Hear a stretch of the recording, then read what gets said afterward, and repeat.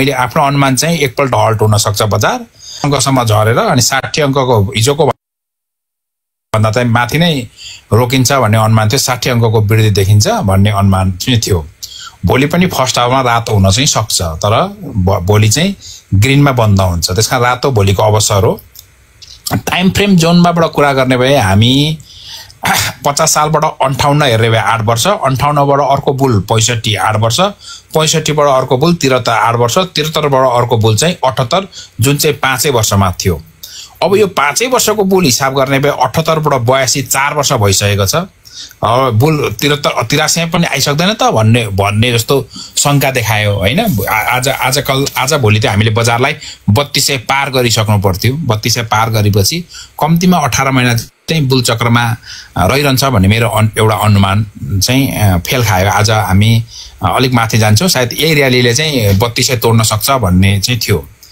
अब रह्यो हामी सामाजिक सञ्जाल युट्युब देखि लिएर क्लब हाउस देखि लिएर टिकटकमा अलिकति नेगेटिभ कुरा चाहिँ बजारका गरिरहेका छौं जुन हामीलाई नै घातक थियो हामीले बुझ्दैनौं नि त कति कुरा हामीले जानी पनि अनजानमा गरेका हुन्छौं अनजानमा सानो कुरा गरेका हुन्छौं तर अनजानमा गरेका हुन्छौं त्यो कुरा चाहिँ टोटल नोटिस लिन्छ उत्तानो प्रसादको यो जुन टिकटक हाउस छ यो टिकटक हाउस भनेको हामी यहाँ कति जना छौं अहिले दुर्गाजी हामी कति छौं अहिले 235 जना छौं तर यो 235 जनाको आवाज होइन यो आवाज भनेको 20,000 लाई पुग्छ अनि यति लाइभ गरिरहेको छ वेबसाइट च्यानल लाइभ गरिरहेको छ अनि 20,000 जना पुग्छ 20,000 जनामा चाहिँ हामीले बजारकै नेगेटिभ हो बजारमा उत्तानो पराउँछन् बजार चाहिँ खेलाडीले मात्रै बिगारे बजार ब्रोकरले बिगारे बजार यसले बिगारे भन्यो भने नयाँ पैसा नयाँ मानिसहरु चाहिँ बजारमा आउन डराउँछन् अहिले पनि नेपालमा लगभग 700 अर्ब रुपैयाँ पैसा ऋण दिन योग्य पैसा छ त्यतिमध्ये 300 अर्ब चाँडै नजिकै आएका पैसाहरु छन् जुन पैसाको ब्याज दर सारै सस्तोमा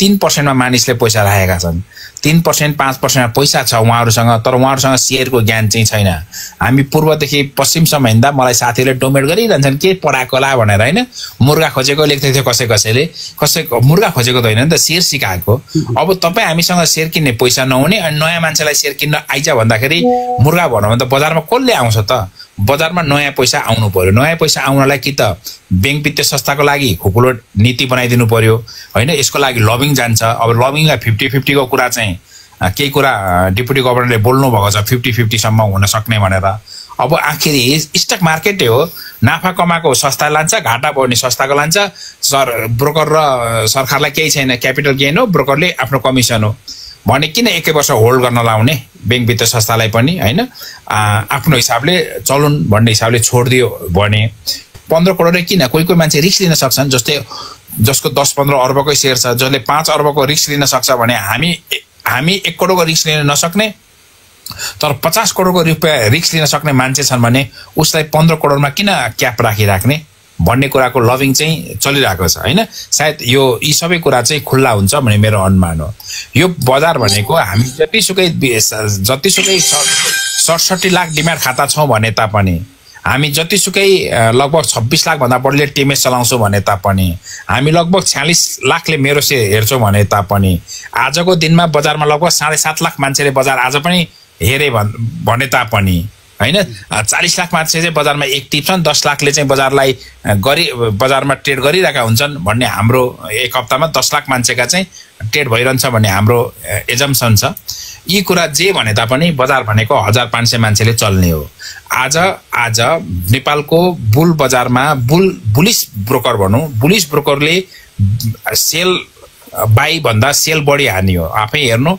मेबी मैले त ठ्याक्कै डाटा निकालेको छैन 30 करोड बढी हान्यो भनेको 58 ले हैन कुन ब्रोकरले चाहिँ आज कुन बुलिश ब्रोकरले चाहिँ आज शेयर घटाउन खोज्यो त भन्ने हेर्ने भए 2-4 बुलिश ब्रोकरले आज शेयर घटाउन खोज्यो यो घटाउन खोज्छ त त्यो फरक पार्ट हो हैन अब यही हिसाबमा बाँकी पनि त्यति नै छ उधारो अब उधारो हामी उधारोमा पल्केका मान्छे छौं म उधारोमा बन्द गर्नु पर्यो कि त उधारोको लागि पनि 25 वा 50% सम्म चाहिँ क्याश राखेपछि मात्रै त्यस्तो 50% क्याश भएको मान्छेलाई मात्रै कलेक्टर दिने र उधारोले पनि बजारलाई चाहिँ प्रेसर दिइरहेको हुन्छ के अब ब्रोकरहरूले सेटलमेन्ट गर्न सक्दैनन् अनि आफ्ना ग्राहकहरूलाई वा आफैसँग डिम्याट खाता छ भने उसको शेयर फोर्सफुली शेयर चाहिँ सेल गरिदिरहेको अवस्था चाहिँ छ हिजो अस्ति पनि त्यो भएको थियो र आज पनि थोरै भयो हैन अब कुनै कुनै ब्रोकरले चाहिँ डाइरेक्टै 80 अङ्क बजार बढिसक्दाखेरि आफ्ना ठुल्ठुला ग्राहकलाई नकिनु बरु छ भने अहिले बेचौँ भने किनौँ भने पैसा छैन उसँग भोलि आफूलाई दिँदैन भन्ने नै हुन्छ के ब्रोकरलाई पनि त्यस्तो हुन्छ नि त ब्रोकरलाई पनि पैसा आफूलाई टाइममा दिँदैन आफूलाई टाइममा नदिएपछि बरु सेयर बेच्नु नै भने ब्रोकरहरूले पनि हैन अरे सेकेन्ड फेजमा किन्ने भने सेकेन्ड फेजमा पनि उहाँहरूले किन्नुभयो ब्रोकरको लागि भोल्युम आकै हो 10 अर्ब ब्रोकरहरूले आज चाहिँ 15 अर्बको भोल्युम आउँछ भन्ने अनुमान गरिरहेका थिए ब्रोकरलाई चाहिँ बजारको सर्किट भएर हल्ट भएको मन पर्दैन यो क्लियर कुरा बुझ्नुपर्छ तपाईँ हामी सबैले ब्रोकरलाई मन पर्दैन किनभने अब हल्ट पोर पनि 40 करोडमा हल्ट भयो एउटा 24 करोडमा हल्ट भयो एकपल्ट 45 करोडमा हल्ट भयो अर्ब नपुगिकन हल्ट भयो जब अर्ब नपुगिकन हल्ट हुन्छ भने ब्रोकरहरूलाई त नोक्सान हुन्छ हेर्नुहोस् हैन त्यसकारण 15-20 अर्ब पनि आओस् एकपल्ट 4% को हल्ट भएपछि चाहिँ बजार फेरि ओपन भएर तल आओस् अनि फेरि 5% मा पुगोस् भन्ने धारणा र 15-16 अर्बको आज कारोबार हुन्छ भन्ने अनुमान छ ब्रोकरहरूको पनि सबै ब्रोकर पनि आज अचम्ममै परे तथापि यो अचम्मै पर्नुपर्ने ठाउँ चाहिँ होइन एक शटले स्टक मार्केट सकिँदैन एउटा मागले जाडो सकिँदैन हैन र आजको दिन यति हुँदाखेरि केही फरक पर्दैन इतिहासमा पहिलोचोटि हो 90 अङ्कको बढोत्तरी भएर -6 भएको चाहिँ इतिहासमै पहिलोचोटि हो नि यस्तो देखेको थिएन नि आज इतिहासमै पहिलोचोटि हैन मैले यो पल्ट त भनेको छु 150 अङ्कको बाट जम्मा 90 अङ्कको भन्ने हुँदैन यो 100 अङ्कको खेल हो खेलमा चाहिँ फेरि टोटल बिन्दुको उत्तर चढावमा चाहिँ यो भन्दा माथिको बिन्दु छ यो 100 अङ्क भन्दा आज हामी 91 बढ्यो अनि तल 9 अङ्क घट्यो भन्दा लगभग 100 अङ्कको उत्तर चढाव भोलाटाइल 100 अङ्कले खेल्यो यो भन्दा माथिको चाहिँ अङ्क चाहिँ छ तर 90 अङ्क बढेर 6 अङ्क माइनस भएको चाहिँ इतिहासमै पहिलोचोटि यस्तो थिएन तथापि हामीले सेन्चुरीको अङ्क बजारले हान्छ भनेर चाहिँ बोलेका छौं हैन अब यसै दिन हान्छ भन्न सकेन मलाई सायद आज हान्छ भन्ने अनुमान थियो सेन्चुरी अङ्कको हामीले 100 अङ्कको बढोत्तरी चाहिँ यो बुल बजारमा अर्थात् यही 3200 कट्टा ओर्दा पनि हान्न सक्ने ठाउँ छ र 3200 कटेपछि यो डेफिनेटली कुनै दिनमा गएर 100 अङ्कको हान्न सक्छ र 150 अङ्कको उत्तर चढाव हुन सक्छ भनेको मतलब 50 अङ्क दिनमा बिहान खेरि 2 बजे 1 बजेसम्म घट्ने अनि बेलुका 100 अङ्कसम्म बढ्ने वा 100 अङ्कसम्म बढ्ने लास्टमा 50 अङ्क घटेर बन्द हुने यस्तो पनि हुन सक्ने सम्भावना चाहिँ छ किन भन्दा हामी भोलाटाइल मनस्थितिको छौं परिस्थिति बिग्रेको थिएन तर मनस्थिति कसरी बिग्र्यो त्यो थाहा भएन अब यो कोही अब एउटा दुईटा ब्रोकर जुन चाहिँ एमालेका ब्रोकर थिए धन्न उनीहरुको बाई बढिरहेछ के आज बाई बढिरहेछ एमाले संगतको बाई बढिरहेछ न त दाइ मलाई त आरोप लाउने रहेछन् एमालेले आज बजार घटायो एमालेले कांग्रेस पार्टीको गभर्नर आएर घटायो भन्ने रहेछन् धन्न हामी चाहिँ एमाले पार्टीका भए तापनि आज हाम्रो बाई बढिरहेछ कांग्रेस पार्टीको एउटा ब्रोकरको चाहिँ घटिरहेछ दाइ भन्दै थियो मलाई कुनै ब्रोकरले हैन यो भनेको त्यो केही होइन यो भनेको चाहिँ त्यो सबैको आज प्रेडिक्सन कसैको मिलेन न ब्रोकरको मिल्यो न हाम्रो मिल्यो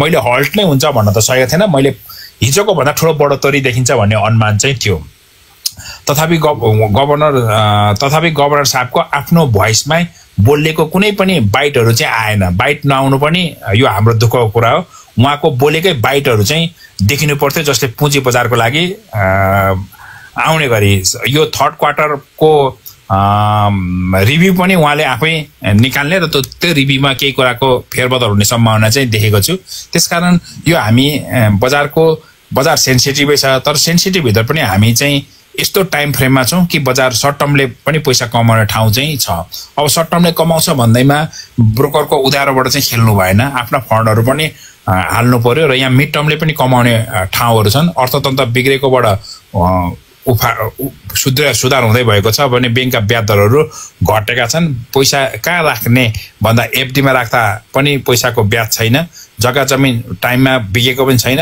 र जग्गा जमिनको भाउ 3 वर्षदेखि घटिरहेको अवस्था छ भने 3 वर्षमा मार्केटबाट जान्ने मान्छेले पैसा बनाएको पनि अवस्था छ र कम्पनीहरुको यसो ब्यालेन्स शीट हेरेर कुनै राम्रा ठूलै क्याप भए पनि कम्पनीले डिभिडेन्ड दिन सक्ने हैसियतहरु बनाउँदै लगेको चाहिँ अवस्था छ त्यसकारण अब अरूसँग आफूलाई कम्पेयर नगर्ने हो भने अरूसँग अरूले कुनै कम्पनी बढाएर कमाएको देखेपछि यस्तै कम्पनी खोज्छु भन्नु त्यस्तो नखोजेर मलाई कम्पनीको बेनिफिट मार्केट बेनिफिट वा कम्पनी बेनिफिट मध्ये कम्पनी बेनिफिट चाहिँ हेरेर जाने भए तपाईको आफ्नो क्यापिटल लस हुँदैन भन्ने मेरो अनुमान हो तपाईको क्यापिटल लस गर्नु भएन हैन कुनै कम्पनीमा मार्केट बेनिफिट त लिन सकिन्छ तर त्यहाँ सबै मान्छेले मार्केट बेनिफिट नलिएर कोही न कोही मान्छेलाई बेचेकै हुन्छ हैन। जस्तै एनएफएसमा कसैले कमायो भने कसैले फस्यो, कमाउने र फस्नेमा फस्ने बढी हुन्छन्। कमाएको पैसाको पनि लगभग सरकारले सीजीटीको रूपमा 7.5%, ब्रोकरले पनि अलिअलि कमिसनको रूपमा लगेको हुन्छ र फस्नेका पैसाहरू चाहिँ धेरै फसिरहेको अवस्था चाहिँ हुन्छ। त्यसकारण फस्नुभन्दा कमिनु राम्रो, आफ्नो पुँजी सकिनुभन्दा पुँजी भएको राम्रो हैन। यो क्रिकेटको गेम जस्तो भने विकेट ढल्नु भएन, यो चाहिँ फुटबल जस्तो हो भने यहाँ रेफ्रीहरू तलमाथि हुन सक्छन्, कसैलाई खुट्टामा लात्ताले हानिरहेका पनि हुन सक्छन्। हामी बाहिरबाट हेरेर दर्शकको रूपमा मात्रै हौँ, हामीले त्यो कसले कता लात्ताले हानो भन्न सक्दैनौँ। त्यसकारण तपाईले आफूलाई आफ्नो रणनीति बनाउनु पर्यो। आफ्नो रिस्क एपेटाइट कति छ, तपाईले रिस्क लिने क्षमताको हिसाब गरेर बजारमा रहनु पर्यो र बजारको टाइम फ्रेम जोनबाट कुरा गर्ने भए बजार हामी यसलाई बेबी बुल मान्ने भए सुपर बुलको चक्रमा छिर्न लागेको बेला छौँ हैन। यो धिपधिप गरेर निब्न बेलामा छैन, यो धिपधिप गरेर बल्ने बेलामा छ। यो एउटा मोटरसाइकलको कहिलेको गाडीको स्टार्ट गर्दाखेरि घ्यार गरेर आज घ्यार गरेर एकपल्ट चाबी घ्यार गरेर रोकिएको जस्तो मात्रै देखिएको। यो घ्यार गरेर बजारले चाहिँ माथि नै लिएर जान्छ। हेर्नुहोस्, घ्यार गर्छ कहिले काहीँ गाडीहरू स्टार्ट नहुँदा सुरुको स्टार्टमा टक्क घ्यार गरेको मात्रै छ। यसलाई अप्ठ्यारो नमान्नु होला। र कयौँ कुरा चाहिँ हामीले आफूले आफ्नो सामाजिक सञ्जालमा लेख्ने भए बजारको पोजिटिभ भाइबहरू चाहिँ हजुरले लेख्नुपर्ने हुन्छ। यो बजारमा केही कुरा सबै कुरा सत्य बोलिराख्नु ठाउँ पनि होइन, केही कुरा चाहिँ ढाँट्न पनि जान्नुपर्छ। हो तपाईलाई अहिले लस छ भने सबै म डुबे भनेर सामाजिक सञ्जालमा लेख्नुभयो भने साँच्चै तपाईँ डुबेको सम्झिन्छन् र तपाईँ डुबेको जस्तो सम्झ्यो भने अर्को मान्छे पनि शेयर बजारमा चाहिँ आउँदैन। हामी बायर पनि क्रिएट गर्नुपर्छ। अहिले राज्यले बायर क्रिएट गरेन, डिमान्ड कसले क्रिएट गर्ने भन्दा राज्यले डिमान्ड क्रिएट गर्ने हो नि त। राज्यले डिमान्ड क्रिएट नगरेपछि कसले क्रिएट गरिदिन्छ भन्दा हामी शेयर बजार भएको मान्छेले। म पहिला बजारमा म पनि डुबेको थिएँ, तर म डुबेको छु, म सकेको छु भने मैले आफ्नो टोलवासी गाउँघरलाई कसैलाई भनिनँ। सबलाई शेयर बजारबाट कमिन्छ भने सबैलाई बजारमा चाहिँ लगाइदिए। शेयर बजारमा सबैजना मान्छे लगाए। जति मान्छे बजारमा छिरो त्यति डिम्याट होल्डर बढ्नु अर्थात् कम्पनीको होल्डर बढ्नु भनेको किता होल्ड गर्नु। जब किता बजारमा निक्लिँदैन र प्रत्येक मान्छेले होल्ड गर्छ भने बाइ सेलमा किता थोर आउँछ। जब किता थोर आउँछ भने डिमान्ड सप्लाईले त्यहाँ काम गर्छ। आज त एकछिन बजार बढ्छ अनि घटो सकिहाल्छ भने जस्तो भने त्यो दिनै पछि शेयरको कारोबार अर्थात् टिएमएस खोलेपछि बजार घटेपछि बा अझै घट्छ कि बा भनेर अर्को पनि सेलरै बढ्ने हुन्छ क्या। आज बजार बढेर 90 अङ्क बढाएर कोही नेपालको अपडेटर रहन्छ भन्नुपर्छ। अपडेटर भन्दा पनि मार्केट मेकर रहन्छ जस्तो लाग्यो मलाई। मार्केट मेकरले अरू 20-50 करोड रुपियाँ खर्च गरेर अरू 20-50 करोड रुपियाँ चाहिँ इन्भेस्ट गरेर हाल्न चाहेको भए माथि ल्याउन सक्थ्यो। अब 20 करोड किन हाल्छ भन्दा उसँग 2 अर्बको पहिले सेयर हुनुपर्छ क्या। 2 अर्बको सेयर कोहीसँग थियो भने आज 20 करोडको सेयर फेरि किनिन्थ्यो र मार्केटलाई चाहिँ माथि नै देख्थ्यो क्या। आज मार्केट मेकर एग्रेसिभ देखेन, डिफेन्सिभ देखियो र बजारको माहौल जस्तो हुन्छ त्यही अनुसार खेल्दिएको छ। आज बरु आज रिटेलरले सेयर किनेको छ। हेर्नुहोस्, रिटेलरले सेयर किनेको छ भने बिग इन्भेस्टरले सेयर किनेको छैन। यसको मतलब शङ्काको घेरा चाहिँ अहिले पनि बजारमा छ, अहिले फुल घेरामा छ। सायद रणनीतिक रूपमा पनि हुनसक्छ बिग इन्भेस्टरले तुरुन्तै संशोधन गर्न, केही नीतिहरू एजेन्डाहरू संशोधन गर्न यो दबाब दिएको पनि हुनसक्छ बजार मार्फत। बजारले नै हेर्ने हो। जति हामी आज दुखी छौँ होला बजार घट्यो भनेर त्यो दुखीको 100 गुणा बढी दुखी चाहिँ आजको गभर्नर छन् क्या। बुझ्नु भएन?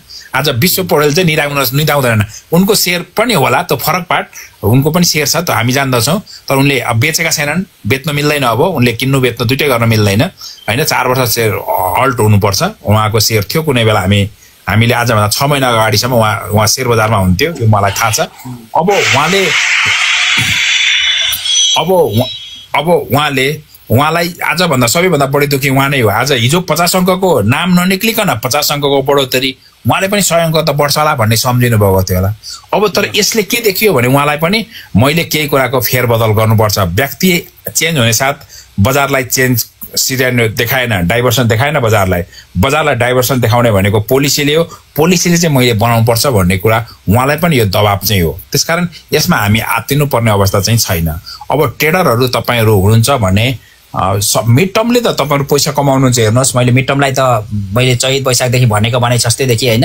मिड टर्म लास्ट इयर पनि मिड टर्मले अलिक कमाउन त कमायो तर मैले सोचेको टाइममा नभएर चैत वैशाख माघदेखि नै कराएको थिएँ। माघ फागुन चैत वैशाख सबैले मलाई गाली गरेको थिए। माघ फागुन चैत वैशाख जेठ असार 15 देखि लिएर साउन भदौ 5-7 गतेसम्म यो लगभग बजार चाहिँ 1000 अङ्क, त्यस बेलाको 50% को वृद्धि चाहिँ भयो 45-46 दिनमै। यस्तो देखिने सम्भावना यो लास्ट इयरको इतिहास अहिले पनि देखिन्छ। मलाई लाग्छ अब मैले लबिङ गर्न सक्ने भए त म त असार 15 मै भन्छु होइन। असार 15 मा हुँदा बैंक वित्तीय संस्थाको ब्यालेन्स सिट थाहा हुँदैन, त्यसकारण हामीले समीक्षामा के राख्ने भन्ने कुरा नहुने हुनाले गभर्नरले जहिले पनि साउन 15 खोज्छन्। तर मोनिटरी पोलिसी भनेको चाहिँ सरकारले लिएर आएको वित्तीय नीति अर्थात् बजेट भाषण जुन जेठ 15 मा हुन्छ त्यसलाई सपोर्ट गर्ने गरी 1 महिनाभित्रमा ल्याउनु पर्छ क्या, 1 महिनाभित्रमा ल्याउनु पर्छ।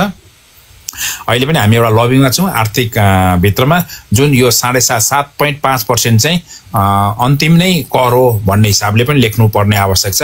किनभने कहिलेकाहीँ के करको विषयमा नेपाल ग्रे एरियामा छ, ग्रे टाइपका कुरा गर्छन्। यहाँ पोलिसी मेकरले ठुला लगानीकर्तालाई, बजारको अपरेटरलाई, बजारको उनीहरूले सोचेको स्पेकुलेटर हाम्रो लागि त अपरेटरै मात्रै हुन्छ बजारको, किनभने उसले पनि बजारलाई चलायमान गर्नलाई काम दिइरहेको हुन्छ र उसले पनि हजारौं मान्छेलाई चाहिँ अल्मलाइरहेको हुन्छ। पैसा 1000 नकमाउला कमाउन उसले कमाउला, तर 1000 जना मान्छेलाई एक्टिभ रूपमा पार्टिसिपेट रूपमा राखिरहेको हुन्छ। आज 100 अङ्कको बढोत्तरी भएको भए अरू मान्छे आज प्रवेश गर्थ्यो। सायद बिग इन्भेस्टरले शेयर किन्न बाँकी रहेछ कि उनीसँग पैसा 20 करोडको शेयर आफै बेचेर अरू 2 अर्बको शेयर उठाउनु पर्ने छ कि, मलाई यस्तो लाग्छ। यहाँनेरि तपाईहरु मधेसमा हुन्छ भने कहिलेकाहीँ राति कलहरू सुक्छ, कल पानी पेर्नेको चापाकल भन्छ यता काठमाडौँ भेल्लीमा, त्यतातिर हाम्रोमा टुवेल पनि भन्छ, कल पनि भन्छ। कल चाहिँ सुक्छ, दमकमै कल सुक्छ, 20 फिटमा पानी आउँछ, 20 फिटमा पानी आउँछ तर कल चाहिँ सुक्छ।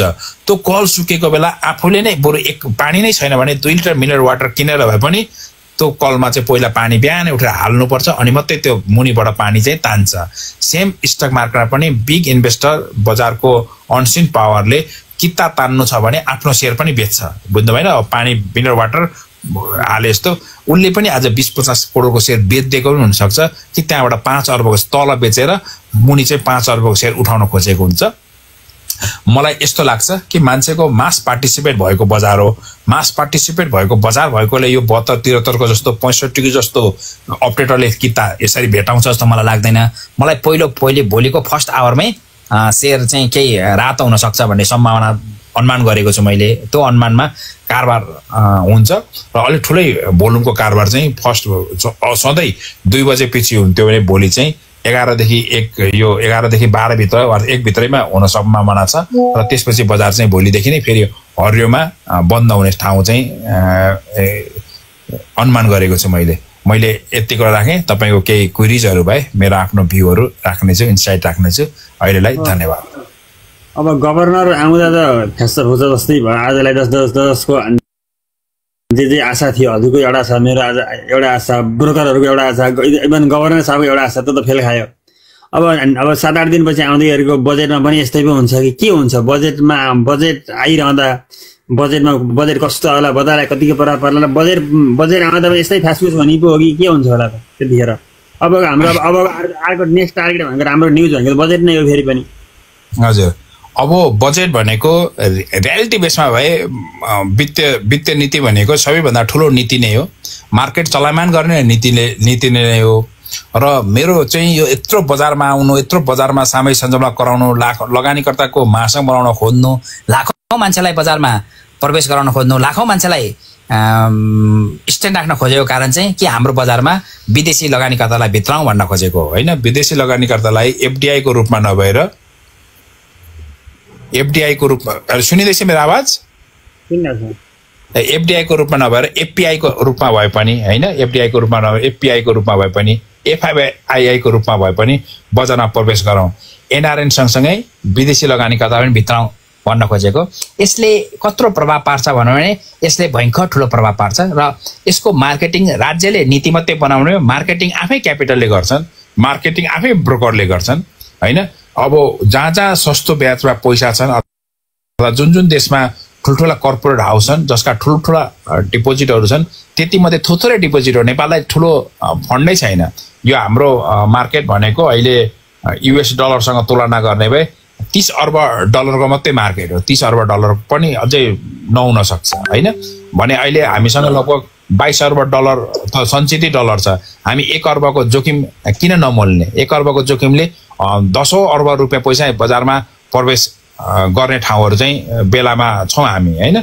त्यसकारण यो बजार यो वित्त नीतिले चाहिँ यही लबिङमा छौँ कि हाम्रो बजारमा विदेशी लगानीकर्ता छिर्ने बेला भयो। कम्बोडिया हेर्ने भए 2011 मा खुलेको बजार आज 16 वर्ष मात्रै भएको छ। उसले कम्बोडिया खोलेको बजारको 6 वर्षमै विदेशी लगानीकर्तालाई छिराएको।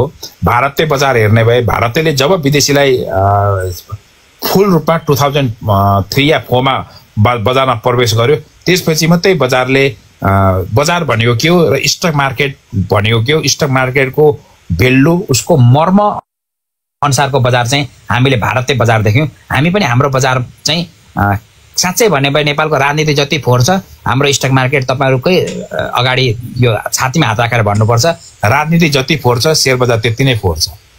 यो फोहोर शेयर बजार छ तर फोहोर शेयर बजार पनि आउँछ कि आउँदैन भन्नु भने त्यो विदेशी लगानीकर्ता चाहिँ आउँछ नै हैन। स्टक मार्केटमा स्टक मार्केट डुबिन्छ भन्ने पनि अधिकांश मान्छेलाई थाहा छ, घाटा पनि हुन्छ भन्ने थाहा छ, तर सबैभन्दा रिटर्न पनि बढी यहाँ आउँछ। यो क्याशको बिजनेस हो भने सबैलाई थाहा छ, क्याशको बिजनेस हो अनि यो लिक्विड एसेटको रूपमा रहन्छ। यो घर जग्गा जस्तो होइन, यसलाई चाहिँ परेको बेला सानो एमाउन्ट चाहँदा पनि बेच्न सकिन्छ। यी हिसाबले मानिसहरूले बुझिसकेका छन्। इम्याच्योर लगानीकर्ता छन्। बजारमा को मान्छेले सत्य बोलेको छ भनेर अहिले उहाँहरू छुट्याउन सक्नुहुन्न। सायद अबको 2-4-5 वर्षपछि यी सबै युट्युबहरू हेरेर सबैका बोलीहरू देखेर सबैको स्टाटसहरू उहाँहरूले थाहा पाएपछि र उहाँहरूले अनुभव गरेपछि ए बजार भनेको यो रहेछ भन्ने नै लाग्छ। इक्विटी मार्केट भनेको कम्पनीले कमाएर रिटर्न बेसमा दिन सकेन कसैलाई लगानीकर्तालाई भने सम्पूर्णलाई घाटा हुन्छ। यदि कम्पनीले चाहिँ कमाएर रिटर्न दिइरहेको छ र त्यसलाई चाहिँ वृद्धि पनि गरेको छ, ग्रोथ पनि गरेको छ र भोलिको पोटेन्सियल पनि कम्पनी रहेछ भने जतिसुकै महँगोमा किने तापनि त्यो मान्छेलाई मुनाफा धेरै गएको हुन्छ। कम्पनीले यदि ग्रोथ गरेको रहेछ भने, कम्पनीले ग्रोथ गरेन भने र कम्पनी चाहिँ कम्पनीको चाहिँ गुड गभर्नेन्स भएको रहेछ भने त्यस्तो कम्पनी जतिमा किने पनि सस्तोमा किनोस् महँगोमा किनोस् अधिकांश मान्छेलाई लस खुवाएकै हुन्छ र मार्केट बेनिफिट मात्रै खोज्ने हो। मार्केट बेनिफिट खोज्ने स्पेकुलेटिङ वा अपरेटर टाइपको मानिसले डिमान्ड एन्ड सप्लाईको कारणले डिमान्ड एन्ड सप्लाईको एउटा रुल्स बनाउँछ, पम्प एन्ड डम्पको थ्योरी अपनाउँछ हैन। एएमटी भनेको एकुमुलेट मार्केटिङ र ट्रान्सफर, एकुमुलेट गरेर मार्केटिङ गरेर ट्रान्सफर गर्ने उनीहरूको शैली हुन्छ, उसको आफ्नो जर्नल हुन्छ, उसले एउटा प्लानिङ बनाउँछ, रणनीति बनाउँछ। त्यसरी नै तपाईहरुले पनि प्लानिङ बनाउनुपर्छ, रणनीति बनाउनुपर्छ। त्यस्तो स्ट्र्याटेजी यस्तो बनाउनु पर्यो कि मैले कमाए भने के गर्ने अप्सन 1, कमाइन भने के गर्ने अप्सन 2। स्टक मार्केटमा लगानी गरेपछि त्यो रिस्की एसेटमा आफ्नो पैसा जान्छ। आफ्नो पैसा गएपछि घाटा हुन्छ या नाफा हुन्छ त्यो तपाईलाई थाहा छैन। घाटा भने कस्तो घाटामा निस्किने, नाफा भने के नाफामा निस्किने भनेर जुन हामी सिद्धान्त पढाउँछौँ आरआरआर अर्थात् रिस्क रिवार्ड रेसियो फर्मुला, त्यो फर्मुला भनेको विदेशीले बनाइदिएको फर्मुला, विदेशीले बनाएकै फर्मुला हामी हुबहु पढाइरहेका हुन्छौँ। हुबहु पढाउँदाखेरि त्यो फर्मुला काम पढाउनु चाहिँ पढाउनै पर्यो। अब कहाँबाट लिएर आएको भन्छ त्यसलाई मैले बदलेर पढाउनु भने केबाट निकाल्ने भयो भन्दा निकाल्ने ठाउँ छैन, मैले आफै बनाएको भन्नु भएन। तर सिद्धान्तको रूपमा त्यो पढाए तापनि व्यवहारमा हाम्रो युज हुँदैन। जहिले पनि भन्छ स्टप लस गर्दाखेरि 10% यदि किनेको कम्पनी चाहिँ 10% लस भयो, 10% घाटा भयो भने त्यसलाई चाहिँ स्टप लस गरेर निस्किनुपर्छ र 30% देखि माथि भयो भने प्रोफिट बुक गर्नुपर्छ। तर नेपालको मार्केटमा हाम्रो कयौं प्रविधिको हिसाबमा पनि हेर्नु पर्यो हैन, मेथोडोलोजी पनि हामीले बुझ्नु पर्यो कि हाम्रो कम्पनीमा 10% घाटामा निस्किनै सकिँदैन। सपोज आज एउटा कोही कम्पनी किन्ने हो अरे, आज किनेको 12 बजे 3 बजे बन्द हुँदा 10% घट्यो, किनेको बेला 10% घट्न पनि सक्छ। 10% घट्यो अरे मार्केट प्राइसमै ओपनिङमा हिजोकै प्राइसमा ओपनिङ भएको थियो, ट्याक्क घट्दा 10% घट्यो, किन्यो 12 बजे घट्दा 3 बजे 10% घट्यो, भोलिपल्ट पनि बेच्न पाइँदैन, भोलिपल्ट 10% घट्यो, पर्सि पनि पाइँदैन, गर्दा 30% घट्छ। विदेशमा पो रियल टाइम बेसिस अहिले किने भरे 5 मिनट पछि बेच्न पाउँछ, उसले 10% लस हान्न मिल्छ। तर हाम्रोमा त त्यो चान्स छैन नि त। त्यसकारण सिद्धान्त एउटा भए पनि हाम्रो प्र्याक्टिकल लाइफका कुरा, हाम्रा राज्यले लिएका नीतिका कुरा गाइडलाइनका कुराहरू हेर्नुपर्छ र हाम्रो मार्केटलाई चाहिँ एकदमै फराकिलो बनाउन पनि पोलिसीले चाहेन। एउटा दुईटा ब्रोकरहरू जस्तै ताप्लेजुङ जिल्लामा एउटै ब्रोकर छैन, उदयपुर जिल्ला ठुलो कारोबारी गर्छन् तर एउटै ब्रोकर छैन, त्यतै कारोबार गर्छन्, एउटै ब्रोकरहरू चाहिँ छैन। अब पान्थर, फिदिम र उदयपुरमा एउटा ब्रोकरलाई जानु तपाईहरु गर्नु भनेर म भनेको गर्छु, जान पनि खोज्छन् तर सेवनले दिनै दिँदैन। तीनटा मध्ये एउटा दिन्छ, एउटाको हल गर ब्रोकरलाई देखाइओरी त्यहाँ लिएर त्यो सबै चलायमान गरिसकेपछि त्यो गर्न 1 वर्ष लाग्छ, त्यसपछि मात्रै अर्को आइज भन्छ क्या हैन। आखिरी एउटा ब्रोकरले म तीनटै ठाउँमा अफिस खोल्न सक्छु, खापबारीमा पनि छैन जस्तो लाग्छ मलाई। खापबारी पनि आर्थिक पैसा भएका मानिसहरू छन् हैन, जहाँ मानिसका पैसा पनि छन् र बजारको ज्ञान छैन, त्यस्तो मानिसलाई यो बजारको बेनिफिट पनि हो। हामीले बजारमा उतार चढाव धेरै हुने भन्दा रिटर्न बेसमा डिभिडेन्ड यील्डको बेसमा भोलिको लागि दिन सक्ने अपनत्वको बिचमा हैन। शेयर बजार त एउटा सम्पत्ति हो नि त, सम्पत्ति किनिरहेका छौँ नि हामीले, त्यो सम्पत्ति विनोद चौधरीले किनेदेखि बेचेको छैनन्, ऊ अरबपति भयो। हामी दिनैपछि किनबेच गर्छौँ, हामी जोगी भयौँ। दिनैपछि किनबेच गर्नु भनेको चाहिँ ब्रोकरलाई नै धनी बनाउनु हेर्नुहोस् हैन। विनोद चौधरीले किनेदेखि अहिलेसम्म नोबेल ब्याङ्क बेचेकै छैन नि त, किनेको दिनदेखि हैन। सारिका चौधरी, निर्माण चौधरीले किनेको दिनदेखि नोबेल ब्याङ्क बेचेको छैन।